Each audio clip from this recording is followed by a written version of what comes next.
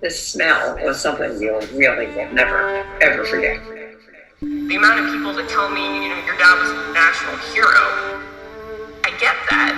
It doesn't seem like that. I guess the story does, but he was just an ordinary guy. We have been called 9/11 kids practically our whole lives. People were up there were still getting pizza and sitting down on park benches, and I'm walking like a zombie, and my dark suit was covered in ashes. And I saw the spire of St. Paul's Chapel still standing, and I just could not believe it. It took my breath away. I just fell to my knees and wept. Well, everyone was together. Everyone had American flags. Everyone was, united. United we stand. I mean, that was blazoned on everything. Who's the we?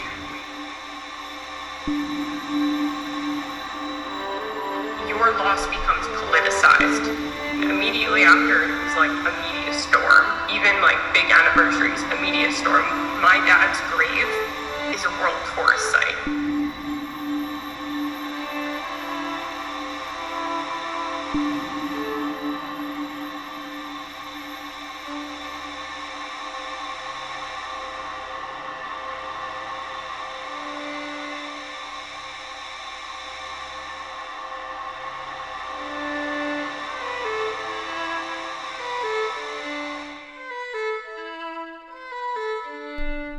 I remember morning rounds at the psychiatric hospital where I work when we heard the news that an airplane had crashed into the World Trade Center.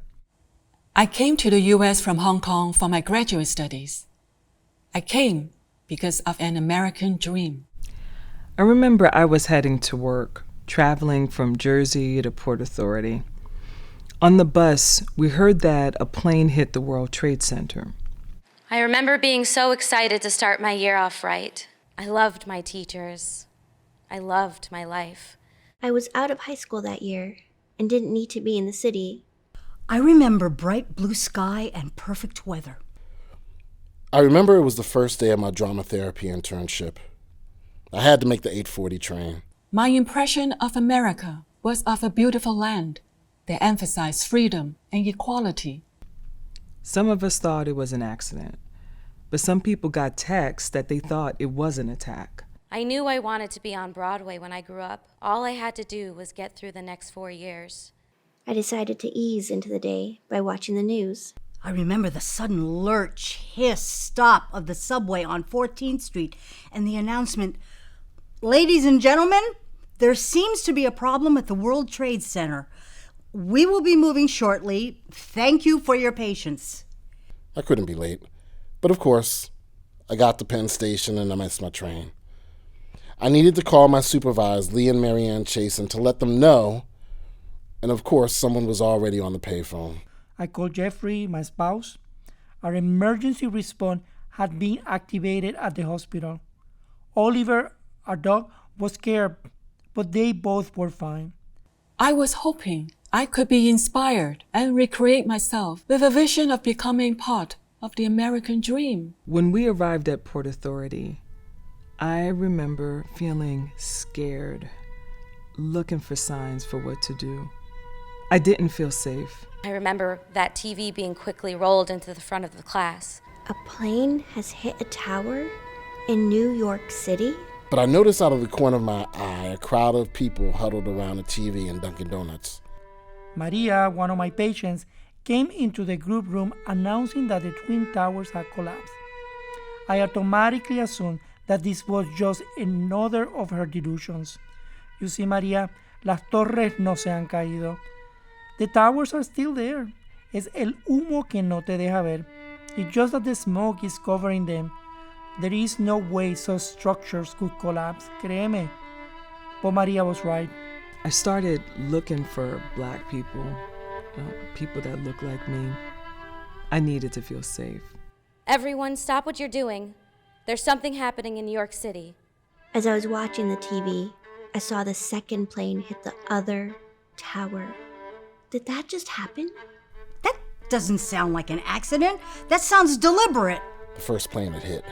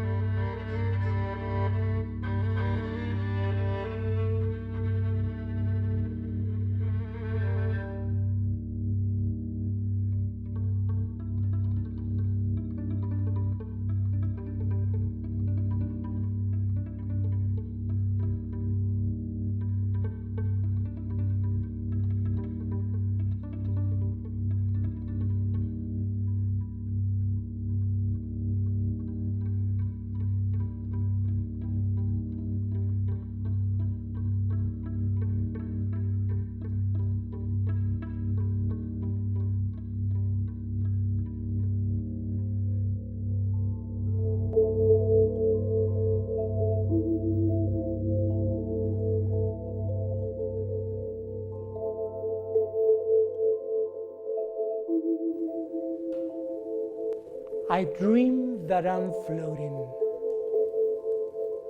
I realize I'm a piece of paper that has been lifted up by the air. Hot air and smoke everywhere. I see many other pieces of paper floating over what looks like a war zone. On me, there's a written message. Do not be late for dinner tonight. I am a coyote. I'm leading a group of people. I'm smuggling people into Texas. These poor people have paid me lots of money so I can guide them through the desert. Pobre gente. I look at them with empathy and disgust. Esclavos para los blancos. I trade human bodies for cash. I guide them through the desert so they can be consumed on the other side of the border. Better than me. I hear the buzz of the airplane engine above me. I scream, hide! I make myself small and close my eyes so I cannot be seen by the border patrol.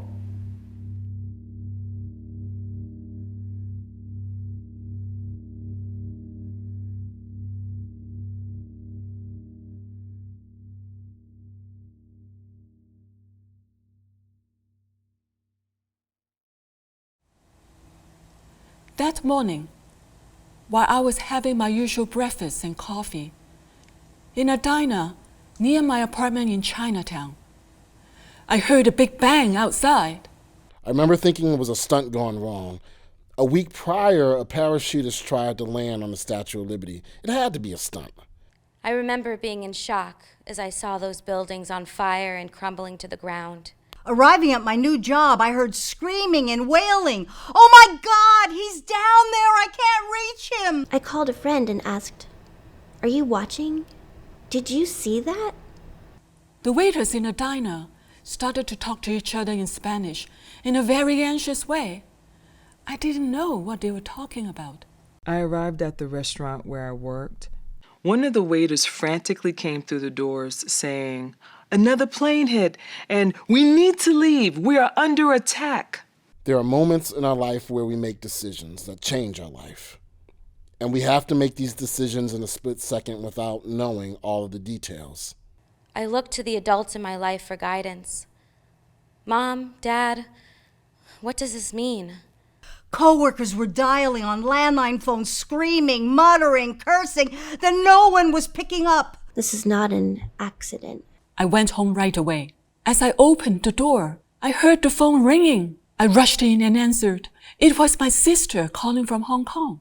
My manager told him not to bring that energy here. He said, either leave or be here for work. Some people made the decision to go to work that day and did not return. I made the decision to take the next train running. Little did I know it would be the last one in or out of Manhattan. I overheard the words of other passengers. Attack. Terrorist. My British soccer coach said, "Terrorism is not new to the world." Over the loudspeaker, the announcement came that NYU was shutting down and everyone had to leave all buildings until further notice. My sister frantically asked me, "Are you okay?" I was okay. I asked, "Why are you calling at this hour?" The coworker looked at my manager and said, "I don't want your face to be the last face I see before I die." And he walked out. War. Payback. In the distance behind us, over the city, a long trail of smoke ominously lingered in the sky.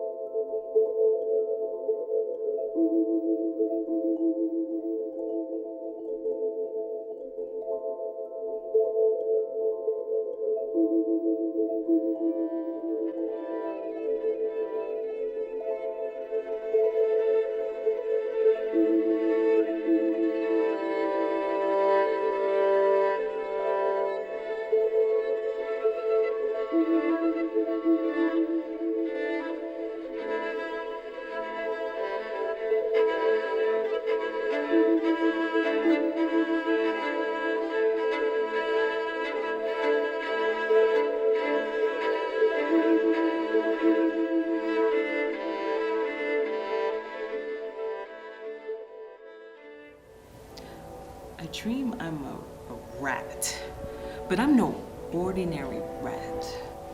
I'm a tough New York City rat, and I scurry through streets.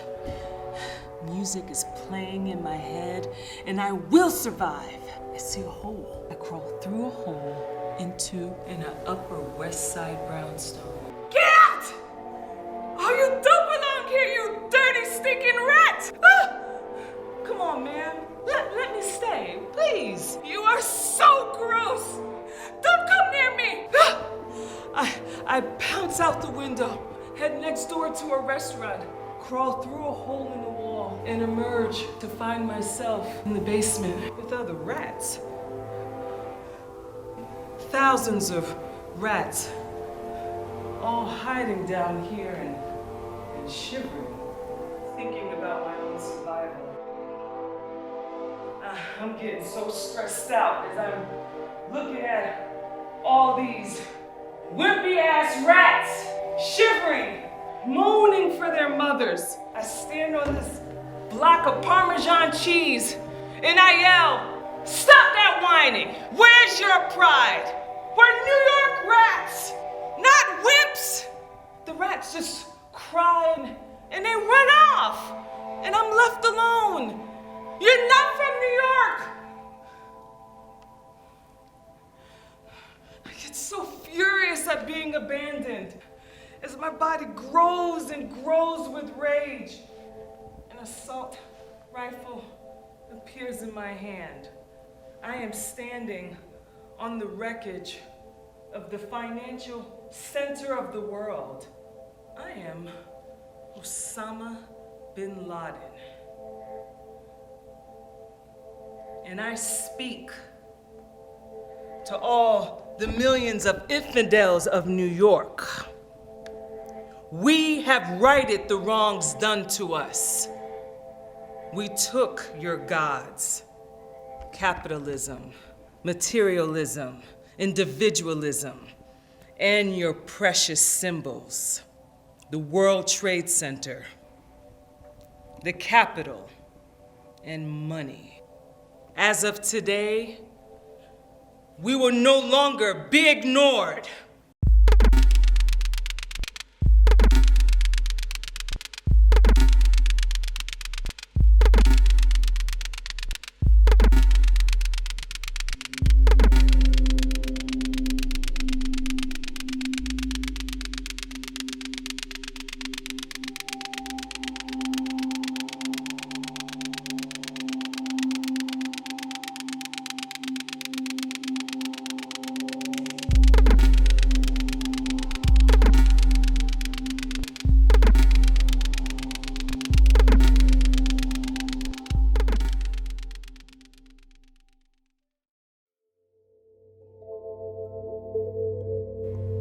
As I struggle to tolerate intolerance, as I struggle with phobia, I mourn those lost, as I mourn those who will be lost to the grief that turns against itself, turns against others, turns others against others, others. I mourn the others. I am an other. How many others will there be? I heard people saying words like terrorist, jihadi, Muslim. I was grateful that they didn't know who I was, that my dad is Egyptian, that I was born in Saudi Arabia, that I'm Muslim. When the second plane hit the other tower, it was clear that the crash was indeed a much more serious matter. I remember that we prepared 60 beds to relieve the acute care psychiatric hospitals in the Bronx so they could focus on treating the survivors. Access to Manhattan was closed indefinitely. I remember the fear, the confusion, powerlessness. I worked a longer shift that day. My friends and family were calling me. I couldn't reach some of them because of poor connections. To my surprise, the evening shift came to work. I could go home, but how? The subways were not running, The bridges were closed to cars. Standing on 3rd Avenue and 14th, looking downtown, I saw an army of ghost-like, ash-covered corporate workers lurching uptown. A couple of months later, my family and I made our way to our beloved city. I wondered, why is it so quiet?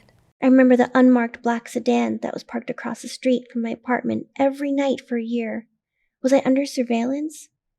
I wondered about how boring they must find my phone calls. What happened?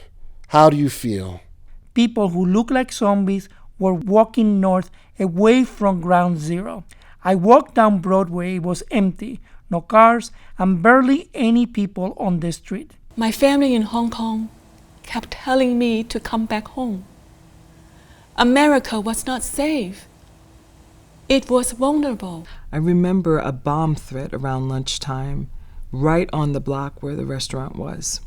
I'm lucky, I remember thinking to myself that day and many days since. So lucky that I blend. The horizon was covered by smoke that hid the destruction. I remember going through customs, always prepared for the litany of questions I knew the agent would ask me once they saw my birthplace and the stamps of places I had visited: Egypt, Turkey, Pakistan, Russia. I remember asking God, why did they do that? Why do they kill? I'm sitting in an elementary school classroom, and I'm holding a children's book. There are Secret Service agents all over it. I'm President Bush. There's been an attack at the World Trade Center, and America is under siege. But I have to reassure the kids, so I tell them a story. Once upon a time, there was an evil man named Bin Laden, and he came to America, and he killed 3,000 people in one day, and he wants to kill more. You promised us a safe world. How are you gonna save us? And I said, well, it's their fault. Those Muslims are gonna get you. No justice, no peace. I am at a Black Lives Matter protest, and I am the leader of the movement. I have a megaphone in my hand, and I am leading the protesters in a chant. We continue to march. There are NYPD officers, firefighters, nurses, doctors, clergymen. Some are wearing masks. Some are covered in dust. There are dozens of caskets. A firefighter turns and says, would you like to say a few words? I'm not dead! I'm not...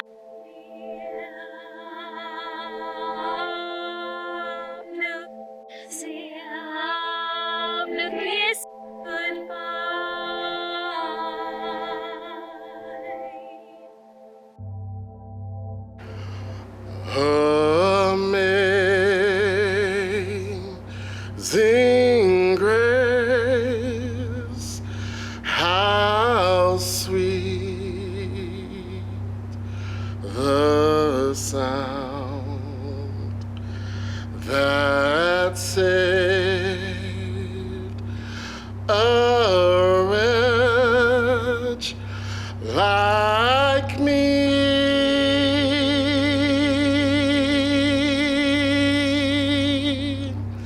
I once was lost, but now I'm found.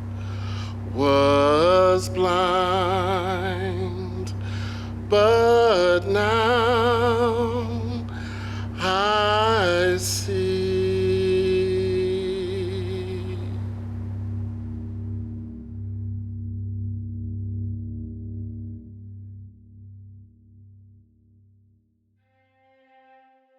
NYU canceled classes that week. The program director invited us to meet on campus. The kid inside of me was scared to death. I needed my parents' consolation to let me know that everything would be okay.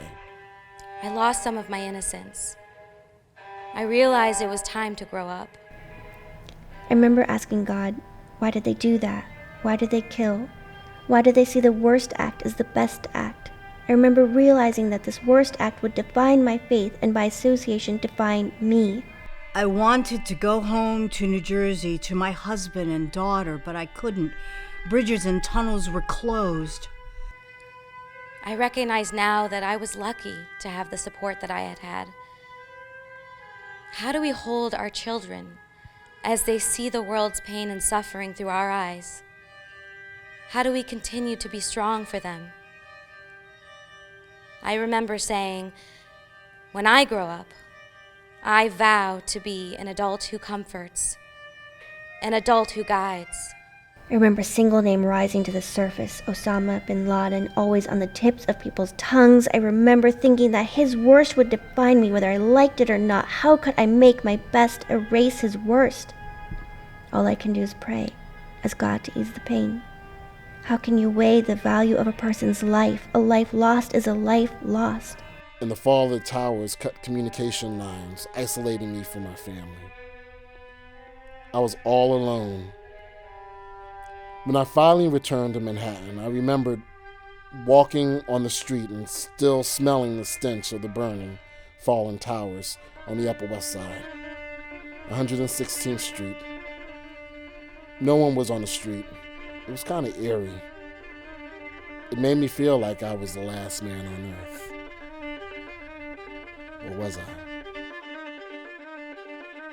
We would not return for 3 months. We found our work in the dark, out of the destruction that I never saw in the light of day. We did not look back. I stayed with a friend that lived upstairs from the restaurant.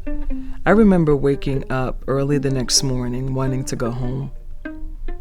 I walked to Times Square, where I encountered a man with a can and a sign that read, "You can yell at me for $2."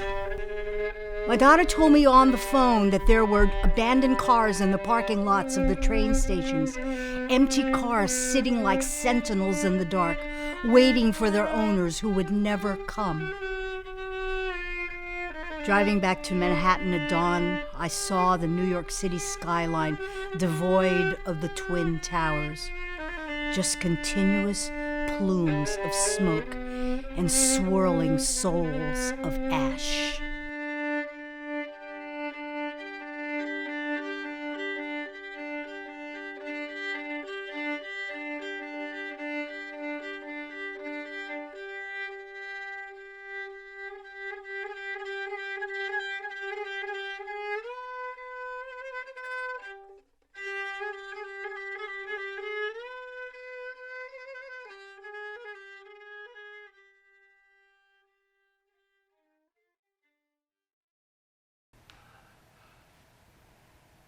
Standing in front of the World Trade Center, covered in dust. The towers, they start to fall. I can't breathe. I can't breathe. I reach out my hands to touch the names of the dead on the bronze panel. I'm being baptized in the Mississippi River. A pastor is baptizing me. In the name of the Father, and of the Son, and of the Holy Spirit, you are free, my son. He who the Son has set free is free indeed. Rise up.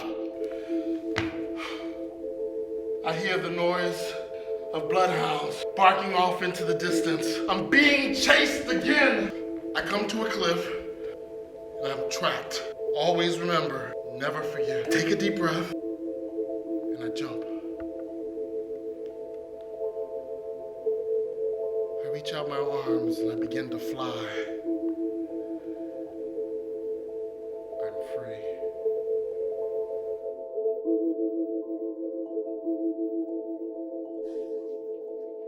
I'm strolling in Columbus Park, in Chinatown. This is a sunny, beautiful morning. People are sitting on benches, reading newspapers, and chatting with one another. The city is calm. Suddenly, I see white powder falling from the sky. What is this white stuff? It's snow. How can this be? Snow in September? This is not snow. This is blood. I don't want this on me. It won't come off. People start to notice me. And the crowd forms. They look angry. They start to throw stones at me. Why are you attacking me? Stop! It's your fault. You create this. We saw your face on Fox News. You are to blame for the chaos and disease in this country. Go back to where you came from. And I see Twin Towers falling. We all start running towards Brooklyn. There's this man next to me, talking on his phone, panicking. He tells his wife, "It's okay, I'm alive. I love you." I watch a woman trip and fall to the ground and is being trampled by the crowd. A broken flip phone, a set of keys, a shoe, someone's tie, a floppy disk, a memo, which says, "Remember to buy milk."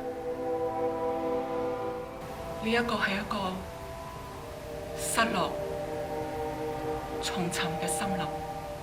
This is the forest of the lost and found.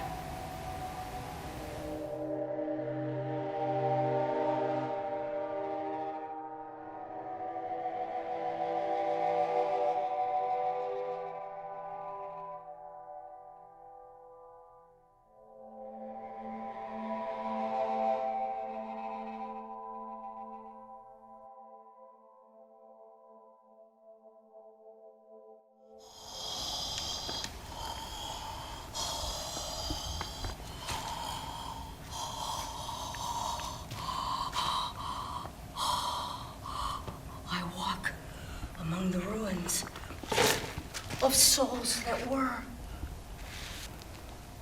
breathing the dust of souls that were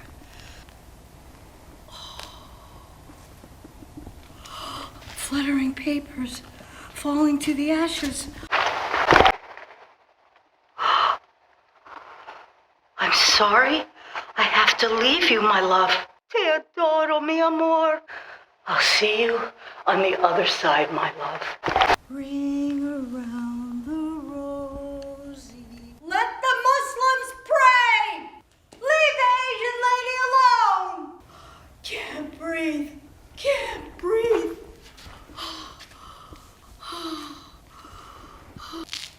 Ashes. Ashes. Ashes.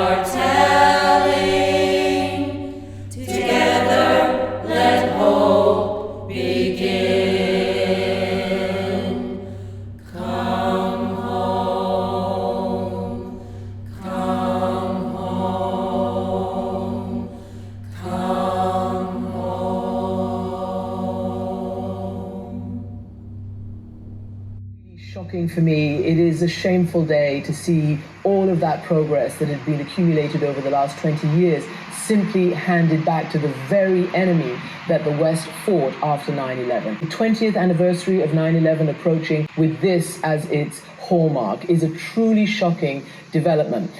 What went wrong is going to be debated for a long, long time.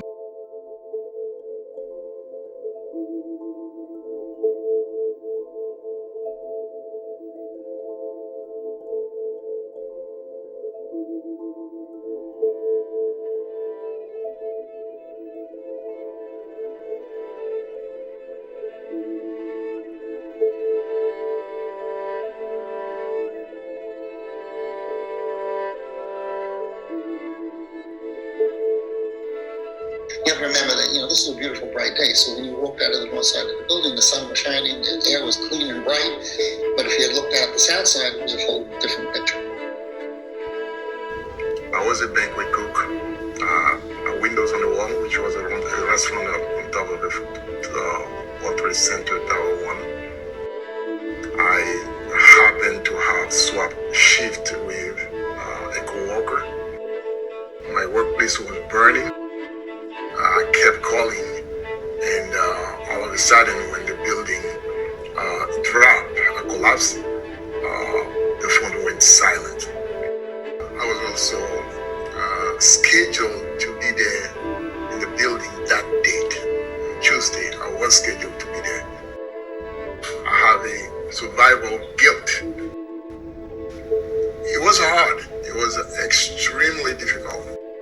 One funeral after the other funeral, after the other funeral. I mean, it was endless. As a Muslim, when you pray, it is a blessing. It is sending, blessing prayers to the soul of those people who pass away.